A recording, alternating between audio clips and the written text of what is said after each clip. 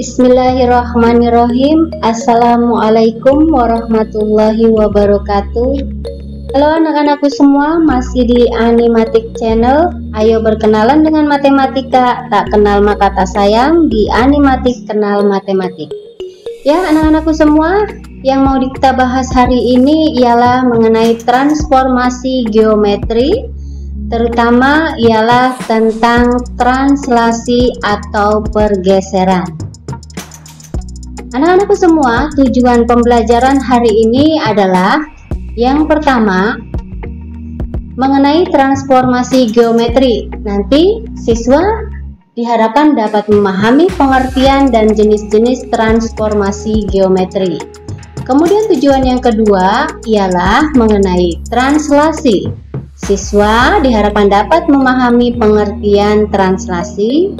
Dan tujuan yang ketiga ialah mengenai koordinat bayangannya. Nanti diharapkan siswa dapat menentukan koordinat bayangan hasil translasi. Perhatikan di sini. Kita masih mengenai transformasi geometri. Menurut kalian, apa itu transformasi geometri? Ya, pengertian transformasi geometri ialah secara bahasa bisa diartikan transformasi itu adalah perubahan, di mana perubahannya merujuk pada perubahan bentuk, sifat maupun fungsi. Kemudian dalam matematika, transformasi geometri itu adalah perubahan kedudukan atau perpindahan, di mana perpindahannya merupakan suatu titik, garis, bidang, atau kurva dari posisi awal ke posisi yang baru yang disajikan dalam koordinat kartesius. Jenis-jenis transformasi geometri dalam matematika itu dibagi-bagi menjadi, yang pertama ialah translasi atau pergeseran, kemudian yang kedua ada yang disebut refleksi atau pencerminan, yang ketiga rotasi atau perputaran, dan yang keempat ada yang namanya dilatasi atau perbesaran. Nah, pada kali ini yang mau kita bahas ialah mengenai translasi atau pergeseran. Ya, perhatikan gambar berikut ya. Pada gambar tersebut, seorang anak sedang bermain perosotan. Ia meluncur dari bagian atas sampai bagian bawah dengan arah mengikuti permukaan perosotan. Coba perhatikan sini. Dari situasi tersebut, dapatkah kalian menentukan jauhnya jarak pergeseran yang ditempuh oleh anak tersebut? Kemudian bagaimana arah pergeseran masing-masing anggota tubuh anak itu selama berseluncur? Nah, kita lihat ya jarak pergeserannya. Dicontohkan sini, Ibu ambil saku sebelah kanan anak ya. Ya, pada saat di atas dan di bawah Ibu tandai jaraknya. Kemudian ambil titik yang lain, di titiknya di kepala. Nah, jarak tadi saku kanan dan kepala ini jaraknya adalah sama saat di atas dan sudah ke bawah. Kemudian arah pergeserannya. Ya, arah pergeserannya semua anggota tubuhnya ya, dari kepala sampai kaki memiliki arah yang sama. Ya, dari kejadian tersebut, jika jarak dan arah pergeserannya itu sama, nah inilah yang dinamakan translasi. Sehingga bisa disimpulkan pengertian translasi itu adalah suatu perpindahan titik-titik dengan jarak besar dan arah yang sama. Ya, pengertian translasi sudah. Sekarang kita menentukan koordinat bayangan. Di sini dicontohkan gambar anak sedang main perosotan seperti yang tadi ya. Ibu ambil titiknya di atas kepala ya, saat di atas. Kemudian saat anak tersebut sudah meluncur di bawah. Ya, dari gambar di samping menunjukkan titik A-nya itu adalah negatif 4,8. Menghasilkan bayangan setelah dia meluncur, bayangannya berarti ada di titik A aksen, yaitu 2,0. Ya, artinya titik A ini, perhatikan di gambar, titik A digeser berapa langkah? Coba perhatikan. 1, 2, 3, 4, 5, 6. 6 satuan arahnya ke kanan. Kemudian setelah itu 1, 2, 3, 4, 5, 6, 7, 8 ya. 8 satuan arahnya yaitu ke bawah. Ya, sehingga bisa disimpulkan bahwa translasi tersebut itu memiliki komponen yaitu positif 6 ya, karena arahnya ke kanan, dan komponen yang lainnya ialah negatif 8. Negatif menunjukkan arahnya ke bawah. Jadi, komponen suatu translasi harus dimulai dari titik awal, kemudian dilakukan pergeseran mendatar dulu atau horizontal, lalu dilanjutkan pergeseran yang tegak atau vertikal ke atas bawah ya. Menentukan koordinat bayangan dari kejadian tersebut bisa disimpulkan atau dirumuskan, yaitu bahwa titik A, X, Y ditranslasikan dengan komponen A dan B, maka A aksen atau titik bayangan A-nya ialah X tambah A, Y tambah B, di mana nilai A positif jika arahnya ke kanan dan A bernilai negatif jika arahnya ke kiri, dan B bernilai positif jika arahnya ke atas dan B bernilai negatif karena arahnya ke bawah. Ya, pengertian dan menentukan koordinat bayangan telah kita uraikan. Sekarang biar lebih jelas, Ibu beri contoh soalnya ya, kita sama-sama mencoba. Sini nomor 1 perintahnya, tentukan apakah gambar yang berwarna biru merupakan hasil translasi dari gambar yang berwarna merah. Di sini yang A ada gambar dua segitiga. Yang namanya translasi itu bendanya tuh hanya bergeser, tidak mengubah bentuk. Maka kita geser nih yang merah. Jika saling menutupi, ini artinya bentuknya sama. Berarti pada soal A, gambar biru merupakan hasil translasi dari gambar merah. Kemudian yang B, di sini ada gambar seperti gambar petir. Apakah gambar biru merupakan hasil translasi gambar merah? Kita coba gambar merah digeser. Nah, dia setelah digeser mendekati yang biru. Nah, ini bukan hasil dari translasi. Kemudian soal C. Di sini ada gambar seperti tanda plus ya. Kita geser yang merah. Ini disebut hasil dari translasi. Kemudian yang D. Kita geser gambar yang merah. Nah, bukan contoh translasi. Ada soal E, dilanjut. Di sini ada persegi, ternyata yang satu besar, satu kecil, maka ini bukan hasil translasi. Dan soal yang terakhir pada nomor 1 ada gambar trapesium. Kita geser gambar merah, ternyata bentuknya berbeda ya, sehingga ini bukan contoh dari translasi. Untuk lebih jelas, kita sama-sama mencoba pada soal kedua.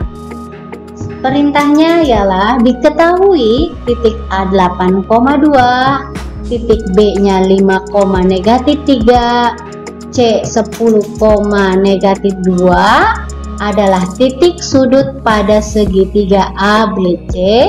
Pada translasi komponennya ialah negatif 8 dan 2. Nah, segitiga ABC dipetakan ke segitiga A aksen, B aksen, dan C aksen. Tanda aksen ini merupakan simbol untuk titik bayangan ya. Nah, perintahnya gambarlah segitiga ABC beserta bayangannya. Kita siapkan dulu diagram kartesiusnya ya. Kita tentukan titik A-nya 8,2. Kemudian titik B di sini 5, negatif 3 dan titik C-nya adalah 10, negatif 2. Nah, dari titik-titik tersebut kita hubungkan sehingga membentuk suatu bangun segitiga. Selanjutnya adalah kita tentukan bayangannya. Di sini bayangannya punya komponen negatif 8 dan 2. Negatif 8. Ini langkah pertama berarti yang horizontal negatif itu berarti arahnya ke kiri. Ke kiri 8 langkah. 1, 2, 3, 4, 5, 6, 7, 8. Kemudian angka 2-nya positif berarti arahnya ke atas sebanyak 2 langkah. 1, 2. Nah, inilah hasil dari pergeseran untuk titik A, yaitu hasilnya adalah 0,4. Untuk titik B-nya sama. 8 satuan ke kiri dan 2 satuan ke atas. Maka titik B aksennya ialah negatif 3, negatif 1. Lanjut ke titik C ya. Sama 8 langkah ke kiri dan 2 langkah ke atas. Ditemukanlah titiknya yaitu C aksen 2,0. Nah, dari 3 titik tersebut kita hubungkan kembali.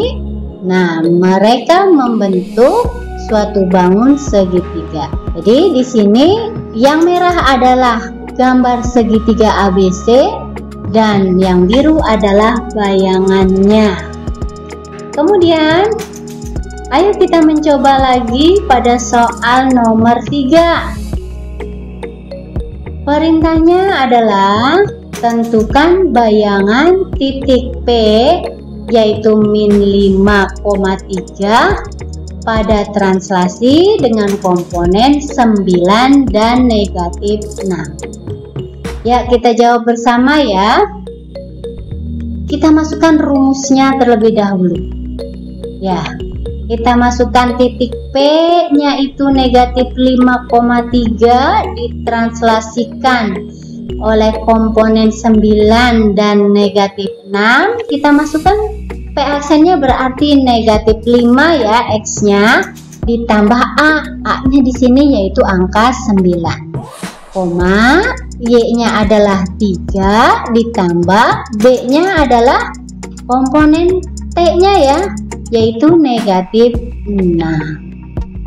Sehingga hasil akhirnya adalah negatif 5 tambah 9 itu 4, dan 3 tambah negatif 6-nya adalah negatif 3.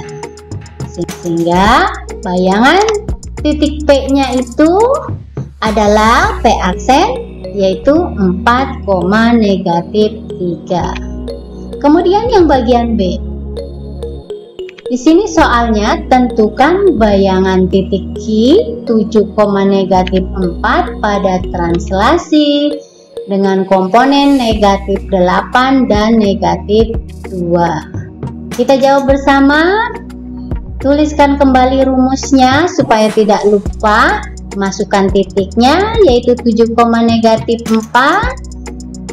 Beri tanda panah, tuliskan komponen translasinya, maka bayangannya ialah X-nya 7 ditambah A-nya negatif 8, Y-nya negatif 4, dan B-nya adalah negatif 2. Sehingga Q aksen sama dengan 7 tambah negatif 8, negatif 1, negatif 4 tambah negatif 2-nya yaitu negatif 6. Jadi bayangan titik Q-nya adalah Q aksen dengan titiknya negatif 1, negatif 6. Ya, lanjut kita mencoba soal yang keempat. Di sini pertanyaannya hasil translasi titik A oleh negatif. Hasil translasi titik A oleh komponen negatif 3 dan 2 adalah 2,3. Pertanyaannya, tentukan koordinat titik A-nya. Ya, gimana cara menjawabnya?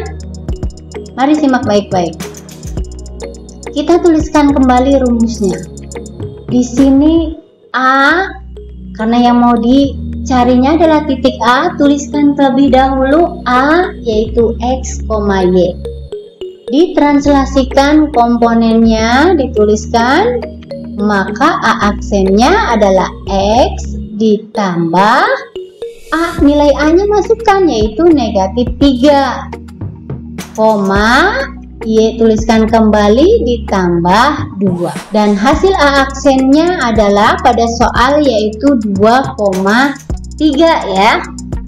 Nah, dari sini ada sebuah persamaannya. Kita pisah-pisahkan ya. Yang pertama ada X tambah negatif 2. Kemudian di bawahnya lihat hasil A aksen pada absisnya yaitu angka 2. Sehingga nilai X-nya sama dengan 2 ditambah 3. Jadi X-nya sama dengan 5. Kemudian persamaan yang kedua. Di sini ada Y ditambah 2 sama dengan nilai Y pada aksennya yaitu angka 3. Sehingga Y sama dengan 3 dikurangi 2. Dan Y hasil akhirnya adalah 1. Jadi kesimpulannya koordinat titik A-nya adalah 5,1. Ya anak-anakku semua. Kemudian contoh soal yang selanjutnya. Sebuah titik H 3,5 ditranslasikan menghasilkan bayangan H aksen 7,1. Pertanyaannya, tentukan komponen garis berarahnya. Kita cari komponennya ya sekarang. Ya, perhatikan cara menjawabnya. Tuliskan kembali rumusnya. Masukkan nilai. Masukkan titik H 3,5. Translasinya masih komponennya A dan B. Hasil bayangannya adalah 3 ditambah A sesuai rumus ya. Kemudian Y-nya diganti angka 5 yaitu 5 tambah B. Pada soal hasil H aksennya adalah 7,1. Kembali ada dua persamaan. Persamaan yang pertama adalah 3 tambah A, nilai X-nya adalah 7, maka A sama dengan 7 kurangi 3, hasilnya adalah 4. Persamaan yang kedua, 5 ditambah B sama dengan 1 ya. Lihat H aksen yang bawah itu Y-nya adalah 1, sehingga B sama dengan 1 kurangi 5, dan B itu menghasilkan sama dengan negatif 4. Jadi komponen garis berarahnya adalah 4 dan negatif 4. Ayo kita mencoba pada soal yang kelima ya. Pada translasi 9 dan B, titik K-nya yaitu 4A,5B dipetakan ke titik K aksen 21,8 kurangi 2B. Tentukan nilai A dan B-nya. Cara menjawabnya perhatikan baik-baik. Di sini dituliskan kembali rumusnya. Masukkan nilai K yaitu 4A,5B. Translasinya adalah 9 dan B. K aksennya adalah 21,8 kurangi 2B. 4A ditambah 9 sama dengan 21 ya. Sesuai dengan rumus X tambah A, di sini hasil K aksennya adalah 21. Dan yang persamaan satunya yang kedua yaitu 5B ditambah komponen yang bawahnya itu B sama dengan hasil bayangannya K aksennya ialah 8 dikurangi 2B. Dari dua persamaan tersebut satu-satu kita bahas ya. Persamaan yang pertama dulu, 4A sama dengan 21 kurangi 9. 4A nya sama dengan 21 kurangi 9 yaitu 12, maka nilai A nya adalah 12 dibagi 4, sehingga hasil akhir A nya sama dengan 3. Kemudian persamaan yang kedua, 5B tambah B hasilnya 6B sama dengan 8 kurangi 2B. Selanjutnya adalah 6B ditambah 2B sama dengan 8. 6 tambah 2 8 sehingga 8B sama dengan 8. B nya adalah 8 dibagi 8 hasilnya sama dengan 1. Kesimpulannya jadi nilai A nya yaitu 3 dan B nya sama dengan 1. Terima kasih sudah mau belajar dengan baik, tetap semangat, selalu sehat. Wassalamualaikum warahmatullahi wabarakatuh.